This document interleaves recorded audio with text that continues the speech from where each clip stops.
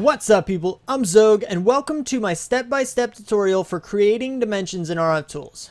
Now, I do want to cut right to it because you guys are here for a very specific reason, and there is something that you want to find out. But if what you're trying to find out is about what combinations of dimlets need to go where, then in order to create certain worlds, then we're not going to get into that. We're going over the basic creation of machines and the machines that you need in order to get, new worlds set up.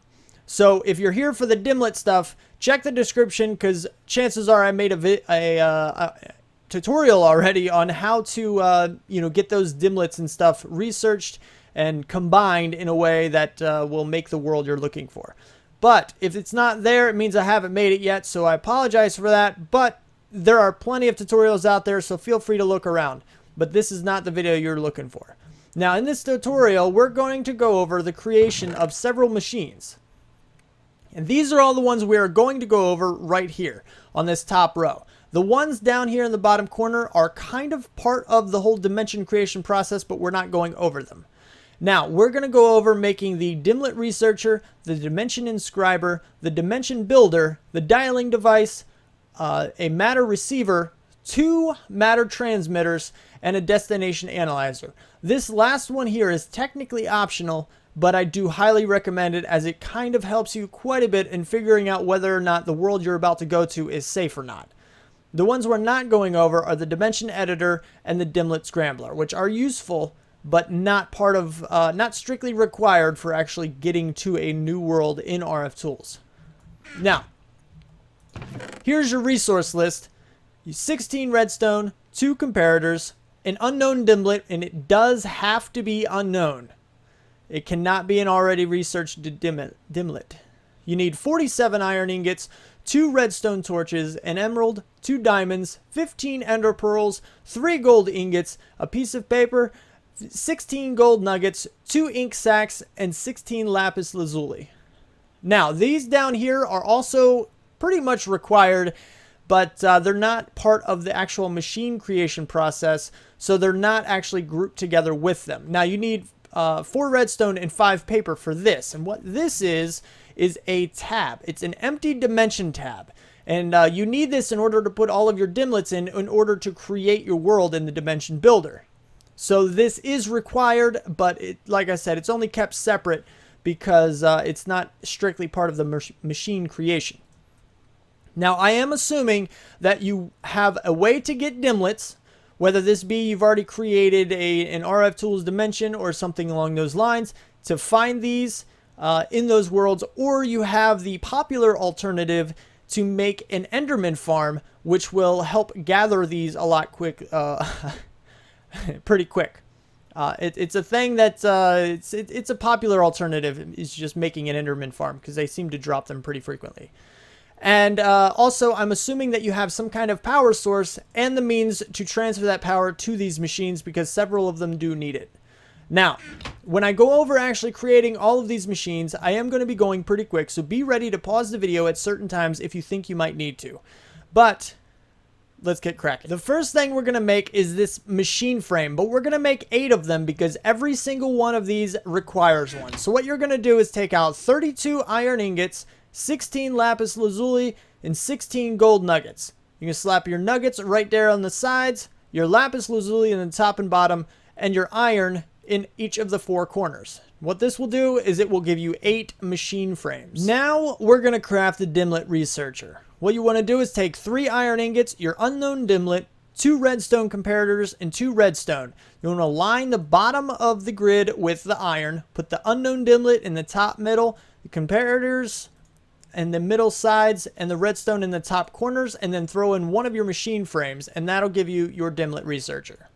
The dimension inscriber is next on the list, and what you need are 3 iron ingots, 2 pieces of redstone, 2 ink sacs, and the 1 piece of paper. You're going to line the bottom of the grid with the iron. You're going to put the redstone in the top corners, put the piece of paper in between those 2 redstone, the ink sacs ink sacs on the slots on the two sides, and then one of your machine frames right in the middle, and that will give you the dimension inscriber. Now we have the expensive dimension builder, and what you need are 3 gold ingots, 1 emerald, 2 diamonds, and 2 ender pearls. And what you're going to do is take your gold and line that across along the bottom of the grid, put your emerald in the top middle, ender pearls in the top corners, diamonds along the sides, and 1 more machine frame right in the middle, and that will give you your dimension builder.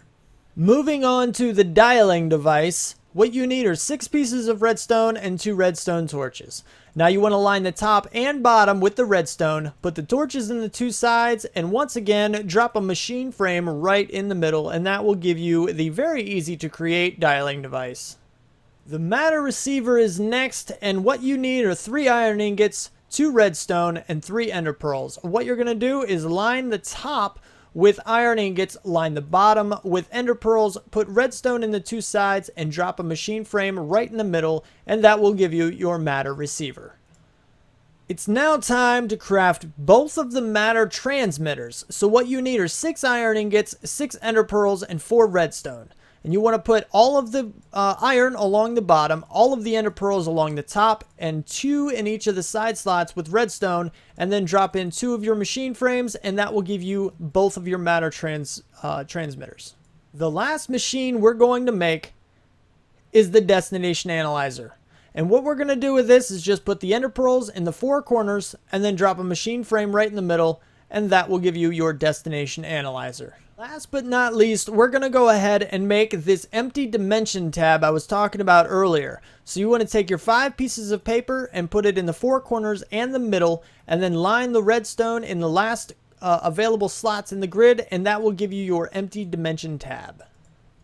Now you want to go ahead and lay out your power and have enough room for 7 slots. Not all of these machines require power, but there is a specific order that I prefer to put them in.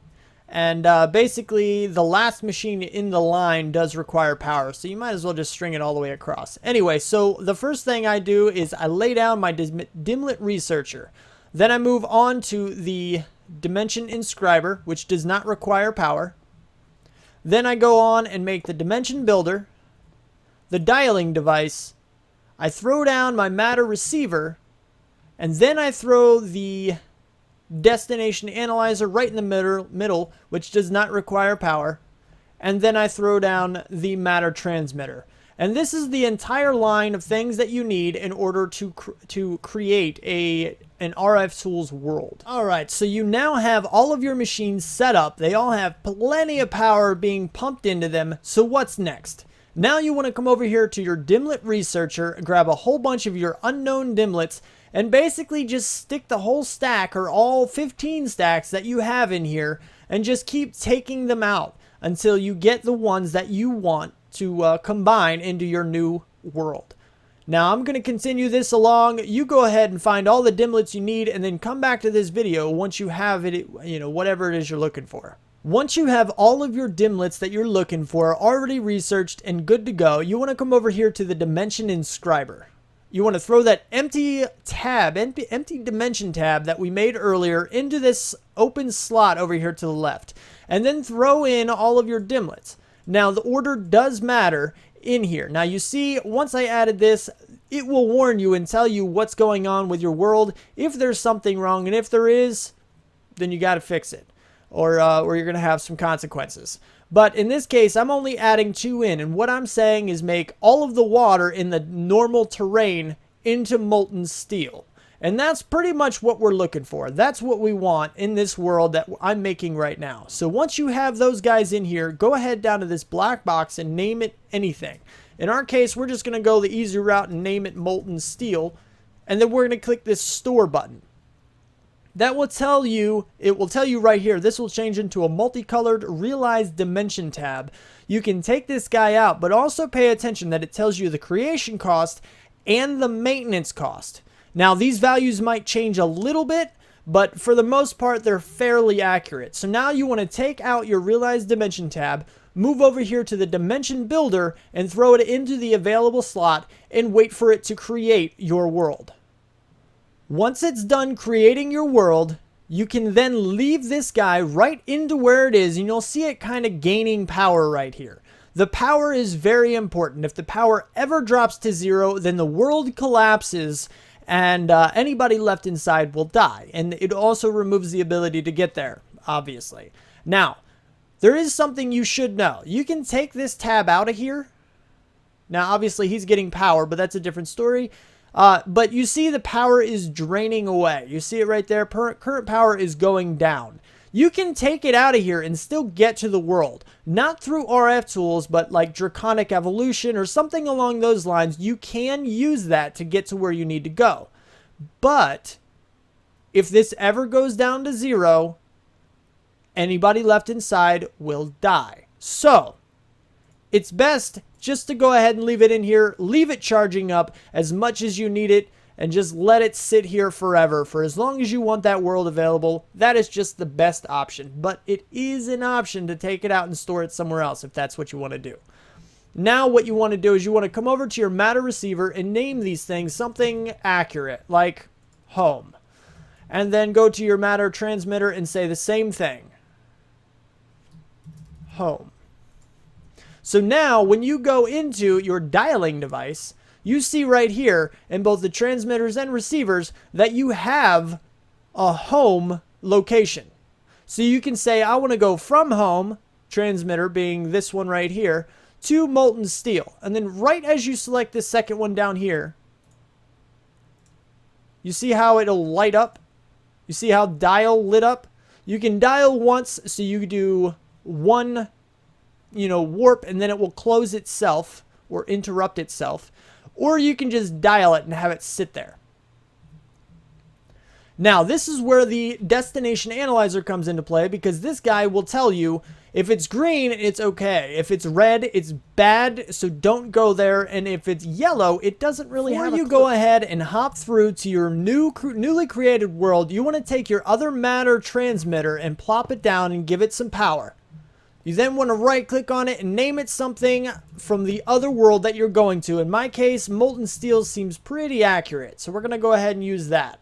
Then you want to head over to your dialing device and click on the molten steel transmitter and dial it to the home receiver.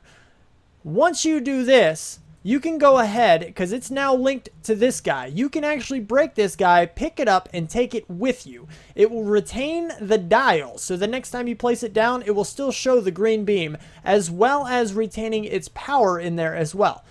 But if you want to make this world, make it so you can go to and from this world as much as you want, you do want to bring some kind of power system with you so that you can keep both this and the receiver on the other end charged for the long term. But if you're not too worried about it, you only want to visit it once, it will have enough power to get you there and back, but just one time. So let's go ahead and hop through to this other world. Once you arrive in this world, you will notice, at least in my case, that things are accurate. This right here, this is molten steel. I can't really pick it up with a bucket in this and actually show you that it picks up as steel. But it is, trust me. I mean, look at it. Doesn't it look like steel? I think it does. So we're going to move on. Now, once you get here, what you want to do is you want to go ahead and throw down your power system, whatever power system it is that you're working with at the time. In my case, I'm in creative, so I'm using this creative energy cell that never runs out of power. It is really amazing. Then you want to throw down that matter transmitter. Now, mine is not already linked. It's not already dialed because I can't really pick the one that we did name and dial and charge in the other world. I can't really pick that up without getting out of creative, and I'm not too worried about it because I can get back pretty easily. But for you, as soon as you place this guy down and hook it up to your power system, it will be charged back up. Both of them will. And you will be able to get home. So once you're here, you can just go ahead, navigate around, go ahead and collect all the molten steel that you want, and go ahead and head home whenever you're ready. Alright, now that you have your newly created RFTools dimension open, charged, and ready to be traveled to, I think my work here is done. So if you liked the video, then don't forget to hit that like button. If you want to see more and you want my videos sent directly to you, then don't forget to subscribe. Comment, favorite, share if you feel like you want to. Thanks so much for watching. keep an eye out for that dim-lit step-by-step tutorial, which could be difficult considering I usually give a resource list, but hey. Anyway, thanks for watching, and I will see you next time. Bye.